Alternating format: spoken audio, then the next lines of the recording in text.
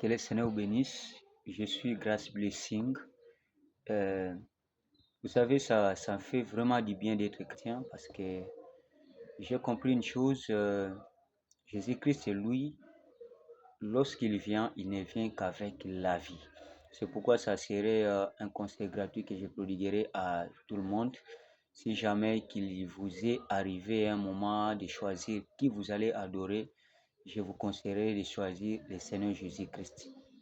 Lui-même qui est le pain de vie, la vie éternelle, il est l'arbre de vie, tout de Jésus n'est que la vie. Bien-aimé, laisse-moi te dire la bonté de l'Éternel. Le Seigneur Jésus-Christ, c'est ce qu'il a fait pour nous. Vous savez, aujourd'hui, c'est vraiment difficile de me séparer de Christ parce que, euh, premièrement, avant que je ne sois venu ici sur la terre, j'étais déjà à l'éternité. Il était déjà en moi. Et j'étais en lui. Il était en moi, j'étais en lui. Et ici sur la terre, mon seul combat, c'est que, vous savez, beaucoup de chrétiens pensent que nous sommes ici sur la terre, nous battons pour aller au ciel. Non, nous ne sommes pas ici, nous battons pour aller au ciel. Le ciel est déjà en nous. Nous sommes déjà dans le ciel. Un chrétien qui est baptisé du Saint-Esprit, je dirais un chrétien, c'est-à-dire qui a l'Esprit de Christ en lui, est déjà au ciel. Et celui qui est plus capable de fléchir ses genoux dans la chambre, prier, il peut faire des allers et retours au ciel. Il va, il rentre, il va, il rentre. C'est ça la vie d'un chrétien. Le seul combat d'un chrétien sur la terre, c'est seulement de manifester le ciel sur la terre. C'est ça le seul combat. Manifester le ciel sur la terre. Mais si tu pries là, tu vas à l'église, tu paies tes dîmes, des offrandes et tout cela, tu fais du bien, tu fais l'aumône aux pauvres, tout cela c'est parce que tu veux aller au ciel. Mon frère, ma soeur, tu te trompes. Tu sais que un chrétien, c'est le porte de Dieu en lui. Même Dieu n'est pas au ciel. Dieu n'est pas au ciel. Dieu est en toi, il est en moi, il est en nous tous. Dieu, aujourd'hui, c'est le corps de Christ et toi, tu fais partie de ce corps de Christ. Tu es membre, l'un des membres du corps de Christ. Voilà pourquoi moi j'aime Jésus.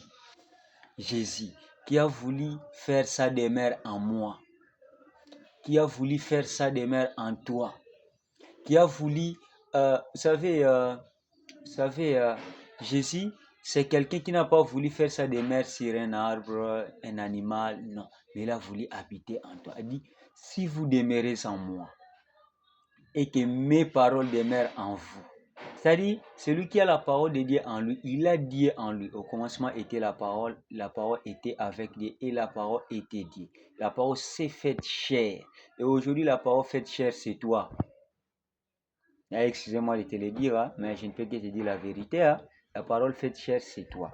Donc, mon seul combat, c'est que cette parole qui est faite chair, demeurant en moi, habitant en moi, marchant en moi, parlant en moi, vivant en moi, voyant en moi. C'est pourquoi un chrétien se bat seulement parce qu'il doit manifester cette parole ici. Vous savez, aujourd'hui, je peux aller quelque part prêcher, ça pourrait être un sujet de scandale pour les uns les autres. Donc, comment ce pasteur vient ici prêcher, mais il n'a pas la Bible. Mais moi-même, je suis la Bible. Ah, mais oui, moi-même, je suis la Bible. Tu veux lire la Bible, lis la Bible par moi. Ne savez-vous pas que Pierre a écrit, il dit, ne savez-vous pas que vous êtes des épîtres écrites de Dieu et lit des hommes? Ah ouais, la Bible, c'est toi et moi. Dieu, c'est toi et moi. Si tu ne sais pas voir Dieu par un humain, alors tu ne le verras plus jamais. Que le Seigneur vous bénisse, je vous aime beaucoup. Vous êtes chrétien, reconnaissez votre position et fournissez un grand effort de manifester la vie de Christ ici sur la terre. Si les gens veulent voir la paix de Christ, qu'ils voient la paix en vous. Et vous êtes les transmetteurs ou les partageurs de la paix. Si les gens veulent voir des gens qui sont gentils, aimables, obéissants, doux, calmes et tranquilles, et toutes ces vertus-là, il faut que les gens les voient en vous. C'est vous qui êtes chrétien, c'est vous qui êtes Christ sur la terre. Hein, laissez-moi vous le dire, hein, vous êtes Dieu, Christ sur la terre. Jésus était le corps qui manifestait Dieu ici sur la terre. Et c'est comme C'est la raison pour laquelle lui-même, avant d'aller, il a dit, il est avantagé que je m'en aille. Parce qu'il savait que une fois que lui soit sur la terre seul, il serait le seul qui manifesterait Dieu sur la terre. Mais lui, comme étant une sémence qui a été jetée sur un sol, dans un sol fertile, il fallait que cette sémence germe.